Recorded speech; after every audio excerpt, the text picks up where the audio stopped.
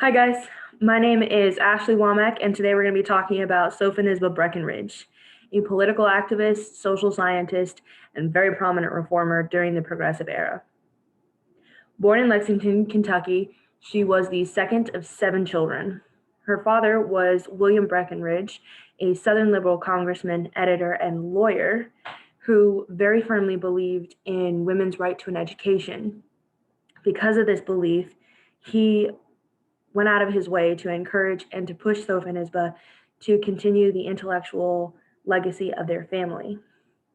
Her family included such individuals as her paternal grandfather, who was um, an abolitionist minister, her maternal grandfather, who was a U.S. representative and the 9th governor of Kentucky, and her great grandfather, who was an attorney general.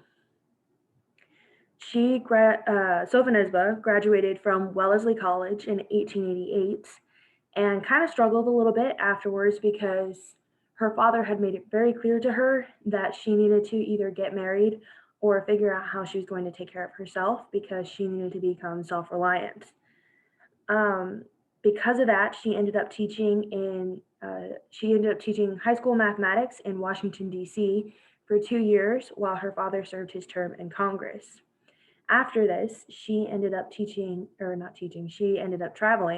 through Europe for 2 years until the sudden death of her mother recalled her to Lexington in 1892. In 1894, she made the decision to begin studying law in her father's law office.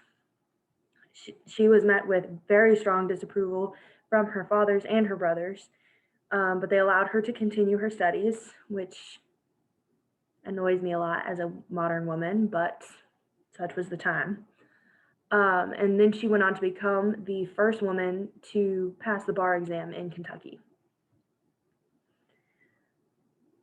Because she didn't end up continuing in this field because of the difficulty that she was facing as a woman in this male-dominated field, she was once again unsure of what to do with herself and her life. But fortunately, she was approached by former classmate May Estelle Cook, who offered her a room in her house to live in if she decided to become the assistant to Marian Talbot, the Dean of Women at the University of Chicago. She did end up taking the job as her assistant, and Talbot ended up helping her to become the first woman to graduate with a doctorate degree in both political science and economics from the University of Chicago. This university is a very prominent part of her life from this point on. She also went to their law school and got her JD degree in law, and she's the first woman to do that as well. She considered herself an average student at best, but she still paved the way for all of the women who wanted to come after her to study law. In 1906, she and Edith Abbott, who would become a very close friend and colleague, she would work with her for many, many years later, began researching industry employment patterns of women and compared them to family records of delinquent children. From their findings, they concluded that single mothers needed the support from the father, even if they weren't in the home, because otherwise the mothers had to take on both roles. The financial strain as well as the domestic duties, and including the love and support of the children.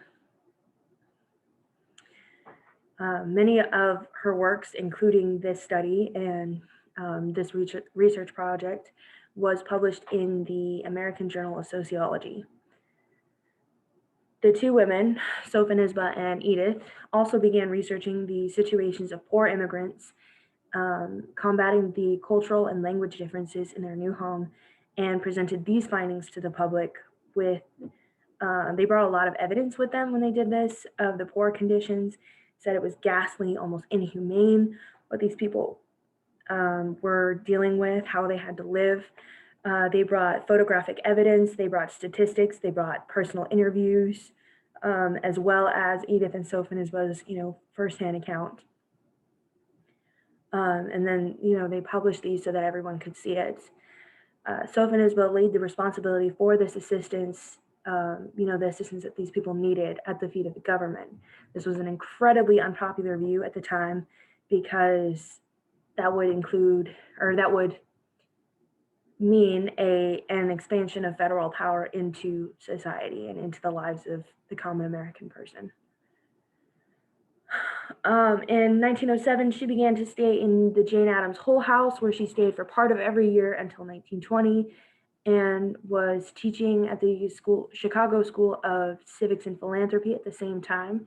She was training social workers. She became the head of the research department in that same place, with Abbott as her assistant in 1908.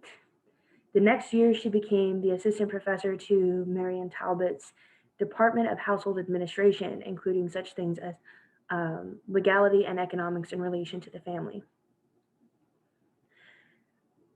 Sophonisba has a huge, long list of different contributions that she made, different programs, organizations that she was a part of. I don't have the time to tell you about all of them. I don't think that any of us have the memory to retain everything that she did. So I'm just going to give you some of the highlights as I'm talking about the contributions. She was one of the people who helped to create the Women's Peace Party and then served as a secretary. She attended the International Congress of Women at The Hague, in which the International League of Peace and Freedom was created.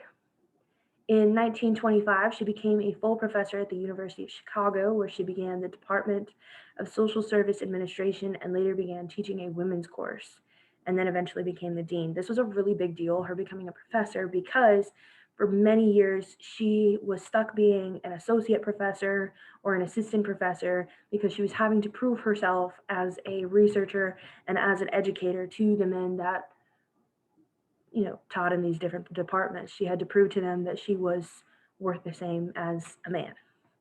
So it was a very big deal for her and for the women that came after her that she became a full professor in 1925. She also helped create the Social Service Review, in 1927, which focused on the role of the government in society. This was a little bit unusual considering the unpopularity of her views of the government being involved in society. And I think it also demonstrates pretty well what kind of influence that she had and what kind of reach that she had, considering that she was able to actually implement that. She assisted in the creation of the NAACP with Ida Wells Barnett and Jane Addams, along with others.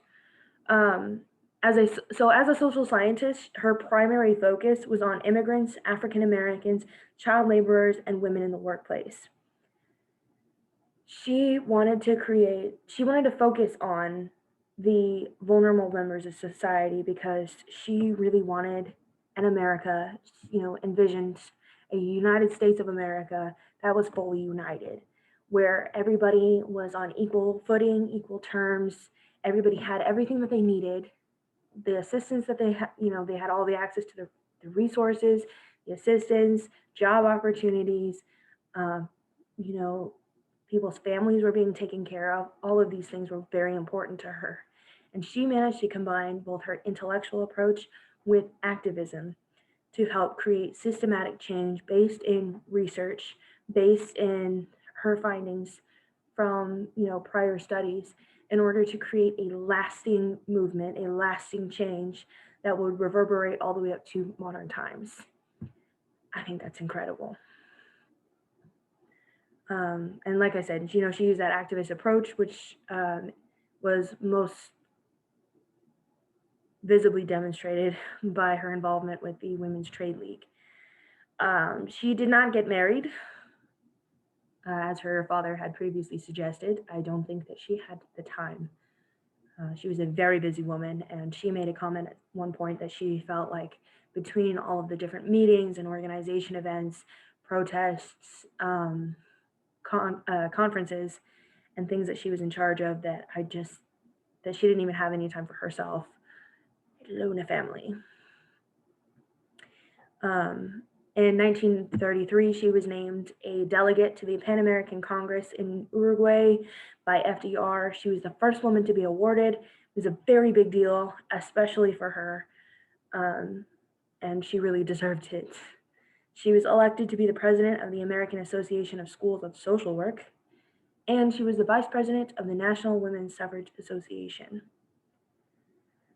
Sophonisba's life was focused on bettering the lives of everybody, particularly the most vulnerable, but it was to put everybody on equal footing. She wanted a life where, or she wanted a country, life for everyone, that was humane, that was effective, that was good for everyone. That was what she really focused all of her energy, her heart and soul on. And she was such an intellectual, such a brilliant woman for her time. Well, anyway, but especially for her time. And she garnered so much respect that she was able to combine her intellectual and research efforts with her activism and make huge strides for women, for the African American community, for immigrants and child laborers, and help to set precedents and create a foundation for social work all across the country and to really make a lasting impact. There are so many feminists and other activists that are inspired by her today because of all the work that she did. And I think that you can really see her hand in every movement, every modern movement that was touched or affected by these issues today. She really did set in motion the things that she really believed in. That systematic change, a train that could not be stopped, not even by, the big men in the government who maybe didn't agree with everything that she had to say. I respect her a lot. I hope that you guys do too. She was one heck of a remarkable lady. Thank you.